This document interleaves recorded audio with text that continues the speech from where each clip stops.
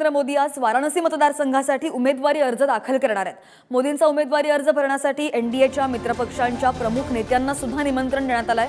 तर राज्याचे मुख्यमंत्री एकनाथ शिंदे, उपमुख्यमंत्री अजित पवार सुद्धा यावेळी उपस्थित राहणार आहेत। आपण पाहिलं की महायुतीच्या बऱ्याच उमेदवारांसाठी पंतप्रधान मोदींनी प्रचार सभांचा धडाका लावला होता आणि आज स्वतः पंतप्रधान नरेंद्र मोदी वाराणसी मतदारसंघासाठी उमेदवारी अर्ज दाखल करणार आहेत। आणि विशेष म्हणजे मोदींचा उमेदवारी अर्ज भरण्यासाठी एनडीएच्या मित्रपक्षांच्या प्रमुख नेत्यांना सुद्धा निमंत्रण देण्यात आलंय।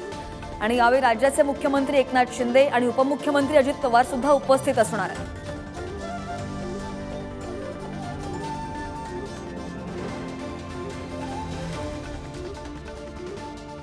तर लोकसभा निवडणुकांच्या पार्श्वभूमीवर पंतप्रधान नरेंद्र मोदी सुद्धा आज उमेदवारी अर्ज दाखल करणार आहेत आणि पंतप्रधान नरेंद्र मोदी हे वाराणसीमधून आपला उमेदवारी अर्ज दाखल करणार आहेत।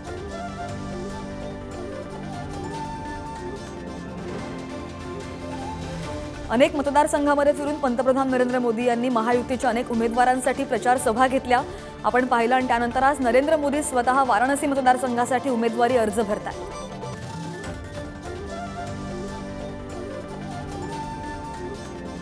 आणि या संदर्भात बोलूयात, वाराणसीमधून थेट अपर्णा पाळंदे तिथल्या रहिवासी आहेत, त्यांच्याशी आपण बोलूया। अपर्णाजी नमस्कार। आपण पाहतोय पंतप्रधान नरेंद्र मोदी आज उमेदवारीचा अर्ज भरणार आहेत, किती वाजता अर्ज भरणार आहेत आणि यावेळी कोण कोण उपस्थित असेल? नमस्कार। आज नरेंद्र मोदीजी अर्ज भरणार आहे आणि मला वाटतं की 12-12:30च्या दरम्यानमध्ये ते तिथे पोहोचतील। कसं त्यांच्या सभेचं नियोजन असणार आहे एकूणच, कारण की आज ते उमेदवारी अर्ज भरतायत?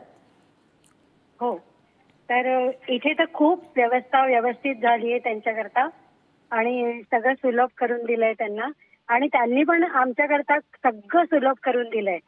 मी गंगेच्या दुर्गा घाटाच्या जवळ राहते, म्हणजे घाटामध्ये गल्ल्या आहे हे पुष्कळ जणांना माहिती आहे म्हणजे हो। आणि वाराणसीतल्या ज्या गल्ल्या आहे इतक्या घाणेरड्या असायच्या की माणसांना जायला यायला अगदी पाय कुठे ठेवावा याची अगदी विचार करून ठेवावा लागत होता।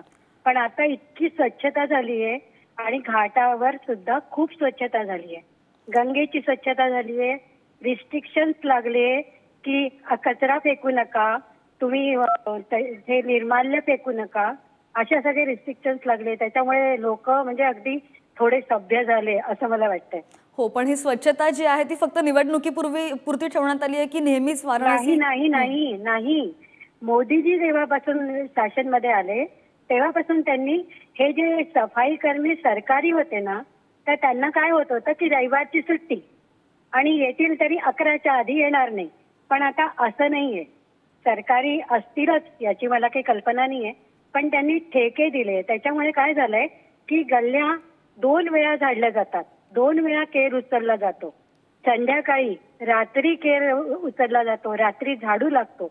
म्हणजे इतकी स्वच्छता आमच्या गल्ल्यामध्ये झाली आहे की मला इथे येऊन, मी पण महाराष्ट्रातलीच आहे, म्हणजे अमरावतीचं माहेर आहे माझं, पण मला इथे येऊन 44 वर्ष झाली आणि 44 वर्षांनंतर हा 15 वर्षाचा बदल मी सांगून राहिली आहे।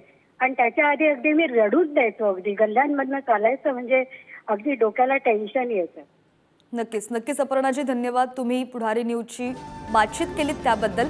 तर वाराणसीमधील रहिवासी अपर्णा पाळंदे जी आपल्यासोबत बोलत होते आणि पंतप्रधान नरेंद्र मोदी आज उमेदवारी अर्ज भरणार आहेत आणि त्या पार्श्वभूमीवर वाराणसी कशी सज्ज झालेली आहे ते सांगत होते।